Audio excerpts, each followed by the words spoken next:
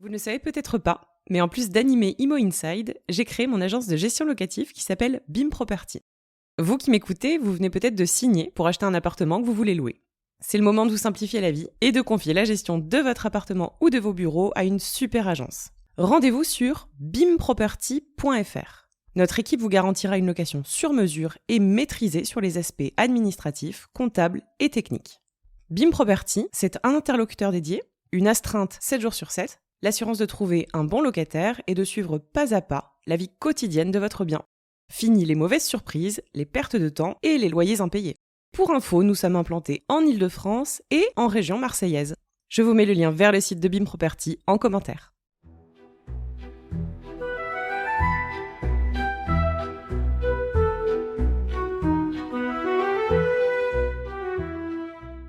Bonjour à vous, chère communauté, et bienvenue sur Imo Inside. Vous avez été très nombreux à me féliciter pour mon intégration au programme incubateur d'Urban Prod de Marseille, et vous savez comme votre soutien m'est précieux. C'est une opportunité incroyable pour moi, mais aussi pour le podcast, qui ne devrait que s'améliorer grâce aux riches enseignements qui me seront offerts. En tout cas, on l'espère, et je vous promets d'en tirer le meilleur pour vous apporter du contenu de qualité sur ce podcast que vous appréciez de plus en plus. Alors j'ai décidé de me lancer dans une nouvelle version pour cet épisode. Il s'agira donc d'une compilation autour du thème du dépassement de soi et des défis pro ou perso.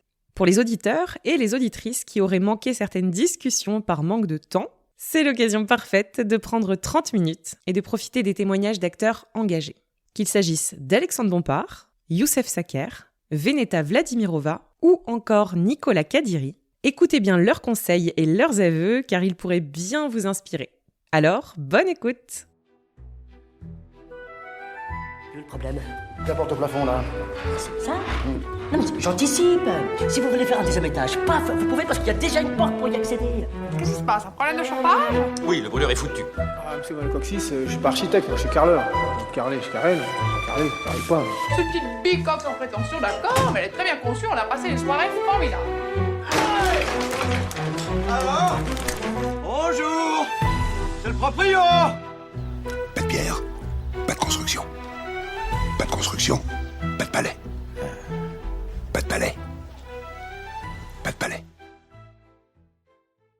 D'un point de vue humain, comment tu t'entoures dans ton métier? Alors l'humain est hyper important pour moi, ce qui m'a fait aussi de temps en temps défaut. Mais c'est pour moi, je peux pas bosser sans qu'il y ait en fait une bonne relation humaine. Même s'il y a des points de tension, il y en a toujours, il y en aura toujours. Mais c'est important de pouvoir trouver des solutions pour avancer ensemble.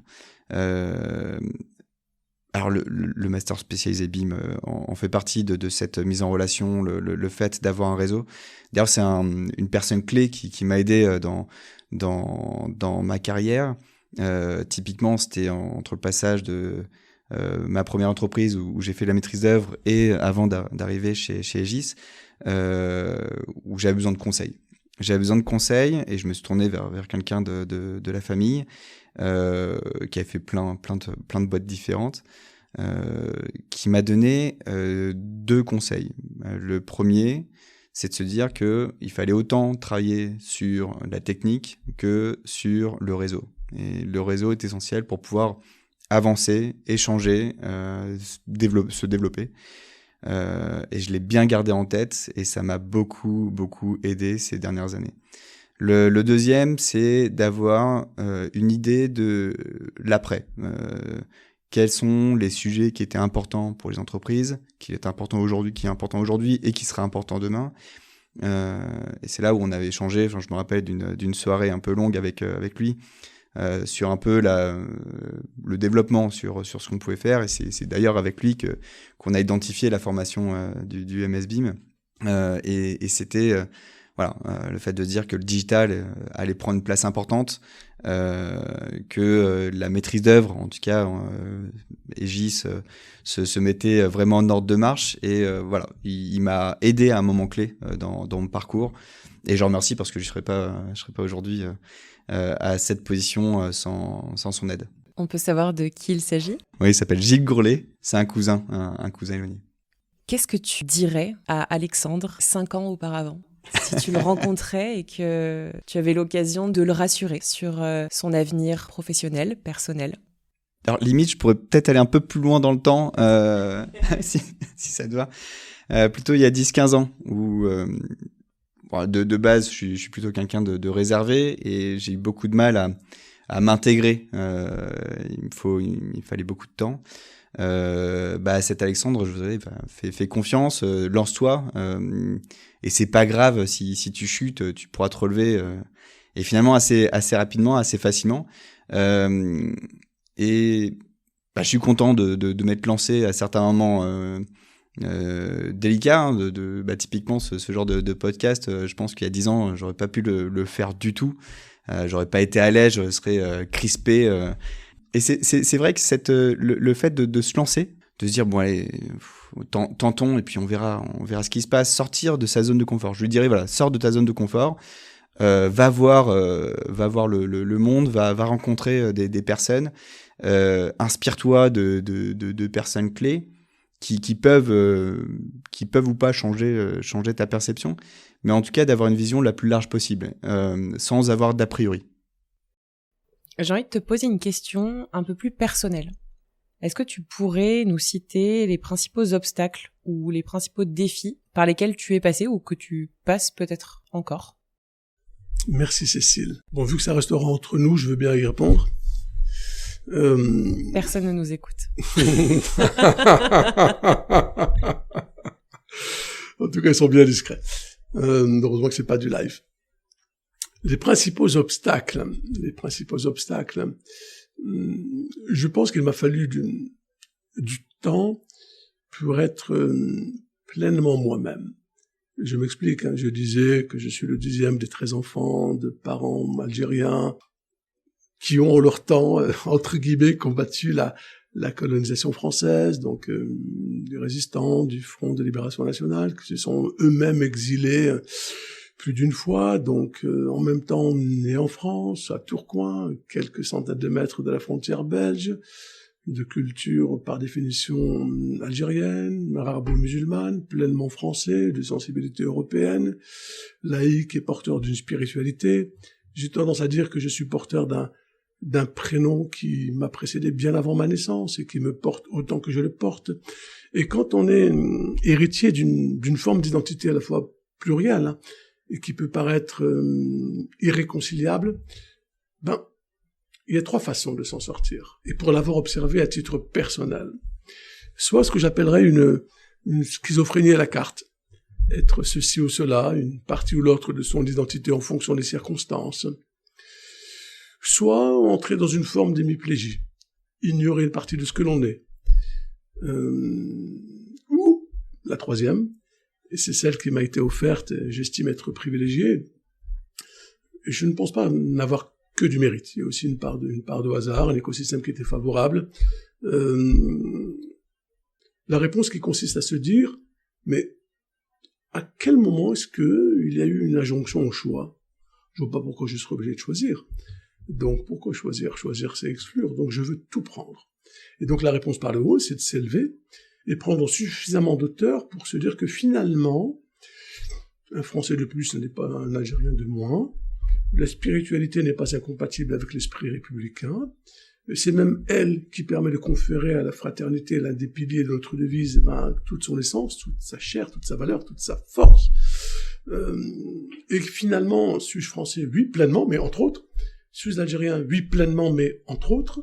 Ma spiritualité est-elle exclusive? Non, elle est par définition inclusive, parce que je m'interdis de réduire un être humain, quel qu'il soit, à sa dimension, on va dire, charnelle ou physique, et je pense que l'esprit prime sur la lettre, y compris à l'échelle d'un individu. Donc, il m'a fallu du temps, et le temps d'acquérir un peu cette maturité, parce qu'aujourd'hui j'en parle, je me la raconte un peu, mais ça n'a pas toujours été facile. Il y a eu du tâtonnement, il y a eu du doute, et souvent, bien entendu, qu'il s'agisse d'un parcours académique, scolaire, voire même social, personnel ou professionnel, ceci ou cela, qui semblait me manquer, a parfois été un obstacle. De la même façon que la trajectoire que j'ai tenté de décrire, celle qui consiste à se construire par le haut, en décidant de ne rien exclure de ce que je suis, au risque de devoir assumer une forme d'hémiplégie identitaire, quand vous êtes confronté à un environnement qui fait plutôt la promotion d'une approche manichéenne et binaire, vous n'êtes pas audible. Quand vous refusez de franchir la ligne un peu fugace, un peu sournoise qui sépare le compromis de la compromission, vous n'êtes parfois pas audible. Mais je n'en regrette rien. Je n'en regrette absolument rien. On va parler un peu de tes défis personnels et professionnels. J'aimerais savoir quel a été ton plus grand échec. Si j'apporte une modération à ce gros mot qui est le mot échec, quel a été ton plus grand revers dans ta carrière et surtout, qu'en as-tu appris? Alors échec, oui, donc ça aurait pu être un gros échec, mais c'est quelque chose qui en tout cas bouleversé ma vie, qui aurait pu complètement, je suis là aujourd'hui, mais j'aurais pu ne pas être là aujourd'hui, et c'est tout au début, c'est même pas la carrière, c'est des études. Donc comme je te l'ai dit, je suis étrangère. J'ai commencé mes études à Paris en ayant un langage très faible en français. Je parlais pas beaucoup, je comprenais mais pas le langage architectural en tout cas, parce que c'est beaucoup de termes, et je n'avais pas forcément de référence, de repères en bulgare non plus, parce qu'il faut les connaître les termes. Donc j'avais pas de traduction possible, j'ai appris tout comme si c'était un nouveau langage pour moi, l'architecture. Et je suis tombée sur un professeur en première année qui me détestait. Alors pourquoi, je ne sais pas, je n'ai pas de réponse, mais lui, il voulait pas que je sois là. Il faisait tout. J'étais pas la seule, mais c'était très très flagrant avec moi. À ce point que quand, par exemple, j'étais un binôme de travailler sur un projet, c'était déjà arrivé que moi, il me met une note beaucoup plus basse et mon binôme beaucoup plus haute, en disant que non, ça se voit, que toi, t'as pas du tout travaillé, participé à autre chose. C'est une personne qui, par exemple, dans le métro, en allant vers l'école, je le croise, je dis bonjour. Il me dit, mais toi, t'étais comment déjà? T'appelais comment? Je lui ai dit, moi, c'est Veneta. Ah! Et il se retourne et il repart, tourne le dos. Et j'ai eu plein de cas derrière comme ça, un peu raciste, un peu difficile. Mais lui, il était particulier. Vraiment, il voulait m'écraser. Et c'était complètement... Il y a des moments où, je voulais quitter la salle, je voulais pleurer, je voulais laisser tout tomber et me dire, voilà, non mais c'est pas pour moi, je livrerai pas. Si c'est ça, déjà que j'ai des problématiques de compréhension, je travaille 6 fois plus que les autres, mais en plus, il veut que je parte, peut-être que faut que je parte. C'était quelqu'un qui me disait, quand je lui ai demandé un peu de précision sur les choses à faire, parce que j'avais pas compris, il me disait, mais t'as que comprendre, en fait. Tant pis pour toi.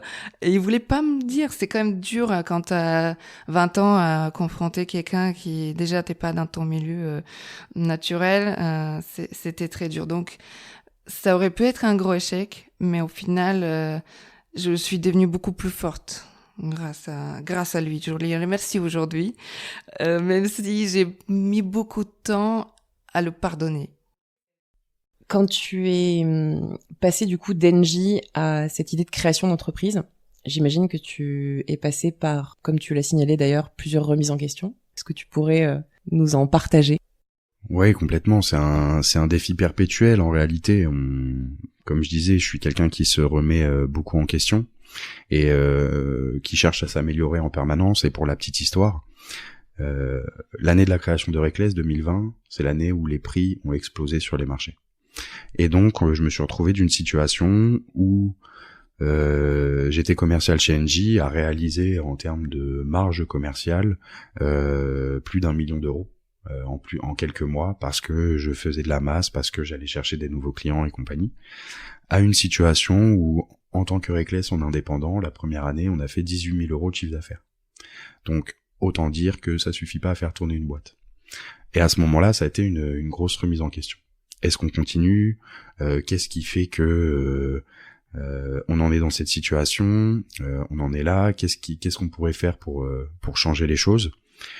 Et la chose qui m'a rassuré, ça a été de voir l'engouement des clients auprès de notre accompagnement. Donc effectivement, même si on n'avait pas de signature, parce que contextuellement les prix étaient à la hausse et que tout le monde au début se disait bon bah en fait ça va être très ponctuel, on attend juste que ça redescende, on a commencé à connaître du succès à partir du moment où les consommateurs ont pris conscience que bah en fait non, ça allait pas juste durer 2 mois et il y a vraiment besoin d'accompagnement et de mettre de la stratégie derrière mon achat d'énergie. Je dirais que ça c'est le premier défi, et le second ça a été de se retrouver à tout gérer. Au final, au départ, j'étais commercial. Même dans tous les métiers que j'ai occupés, c'était de la relation client, du commercial. Je suis passé dans une situation où, en fait, tu te rends pas compte de tout ce qu'il y a à gérer quand t'es dans une boîte. Que ce soit la mise en valeur des offres, le démarchage, la relation client, la création des livrables, automatiser les choses, le marketing, le RH, le juridique, qui est un gros point aussi. Donc ça a été vraiment le deuxième gros défi, à se dire, en fait, au départ, je voyais, je vais pas dire les choses comme un monde tout rose, mais je me suis dit, ça va être beaucoup plus simple que ça. Et en fait, non.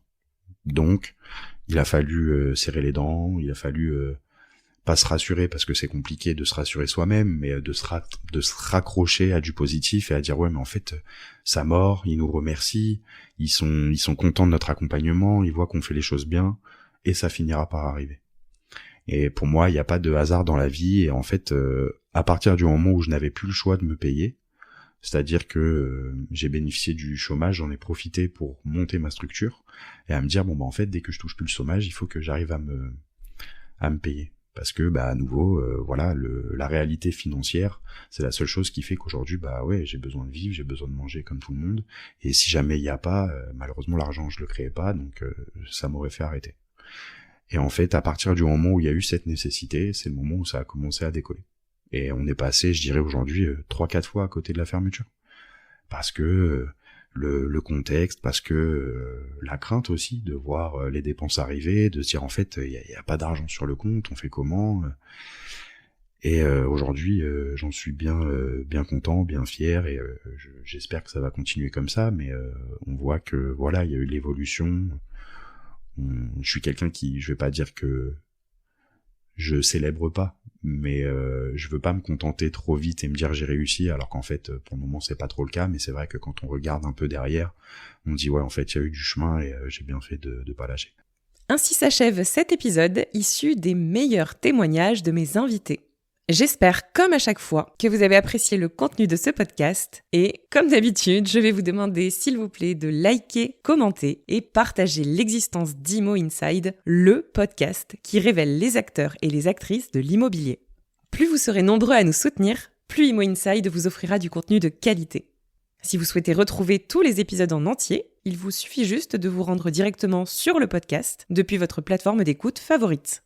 Allez, je vous dis à très bientôt, et je vous donne même un petit indice. Le prochain épisode sera enregistré à l'Université de Toulouse. Soyez prêts!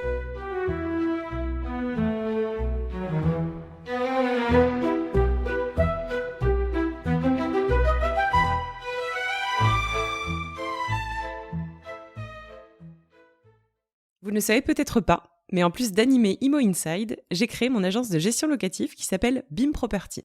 Vous qui m'écoutez, vous venez peut-être de signer pour acheter un appartement que vous voulez louer.